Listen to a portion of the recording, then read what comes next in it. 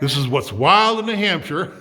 I'm in the New Hampshire Fishing Game Region 3 office in Durham talking to a couple of marine biologists here. I tell you what, I'll let you, this is for Women's History Month. I've been trying to corral some of the women at Fishing Game and elsewhere that have made history and continue to make history in the environmental field. So we have a couple of marine biologists right here. I'll let them introduce themselves. Go ahead and I worked with these, by the way. I have been out of this office for 15 years, so and these ladies were here when I left, so they've been here at least 15 years. Tell me about who you are, Becky and Renee, and the project you work on. How are you making history? So my name is Becky Hoyce. I've been here since 2005. I'm currently working on recreational fishing surveys. So I coordinate the winter ice fishing smelt survey that we have on Great Bay. And then the summertime recreational fishing surveys that take place along the coast, which are targeting anybody fishing in marine waters. And we're just looking to get an idea of what's being caught out there by recreational anglers. And then there's also a striped bass logbook survey that I coordinate, and that one's targeting specifically striped bass anglers to get a better feel for the striped bass fishery in New Hampshire. Renee. Here's Renee. I'm Renee Zobel. I have been working for Fishing Game since 2004. So I remember you, Eric, very well.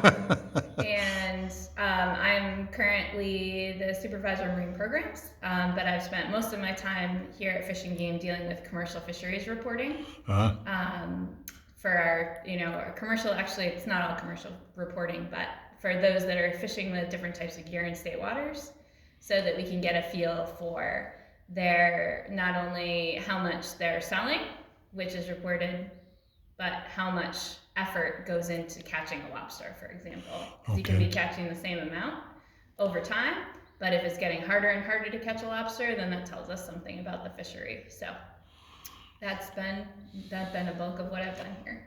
But the reality is, the Region 3 office here in Durham is a small office. It's less than a dozen.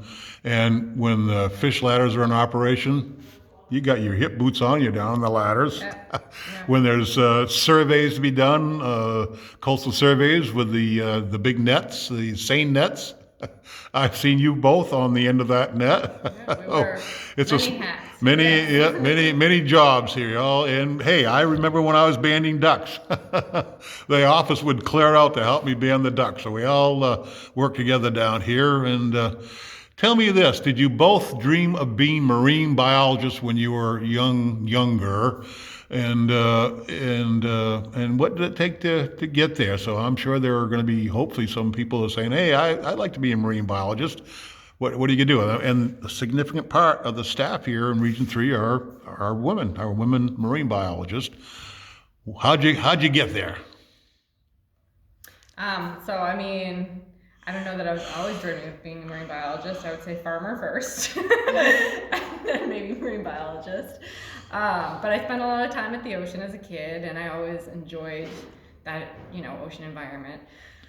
So when it was time to go to college, I just, went with it and never looked back. So I went to school at UNH for the marine biology program there, and got scuba certified while I was there too. And I was lucky when I was getting ready to graduate that there was a part-time position open here in the Marine Division, and been here since. So you get to scuba dive for your job? Yes. Pretty nice. Yeah, it's a pretty good perk. Renee, how about you? Yeah, so my story is a little bit different. I was the kid who grew up, I spent a lot of time on the ocean like Becky, but I was always in the woods. Okay. And my parents, bless them, because I was lost in the woods most days of the week. I would just pop out somewhere and follow the road back. All right. So I knew that I would probably do something outdoors or something helping people. My intention was to go to either PT school or medical school, but then I really started taking a lot more ecology-based classes and just couldn't imagine doing something that wasn't involving the outdoors and how the natural world worked together. So my current job is an interesting pairing of, dealing with people. I go to a lot more meetings and a lot less field work. When I'm out in the field, it doesn't matter what the weather is. I'm extremely excited to be there, and because it's a little bit more rare for me these days. But interacting with the different communities that we interact with in fisheries management, you have to kind of pair the needs of the resource, the users of the resource, in all these management policy decisions. And there's a lot of big things there. So you're dealing with people. So even though I didn't end up going into medicine or PCU where my intention was to help people, I still have the opportunity to interface with some really cool communities. Nice, nice. And it's so important. There's so many different regulations and data that needs to be collected and analyzed to make sure that our oceans are functioning as they should. So making history every day here in the Region 3 office, our marine biologist, Becky and Renee, thank you very much. This is awesome, and I enjoyed working with you both when I was here, and I'm glad that you're still here working hard. We appreciate you making history every day. Thank you very much. This is wildlife biologist Eric Orr for What's Wild in New Hampshire.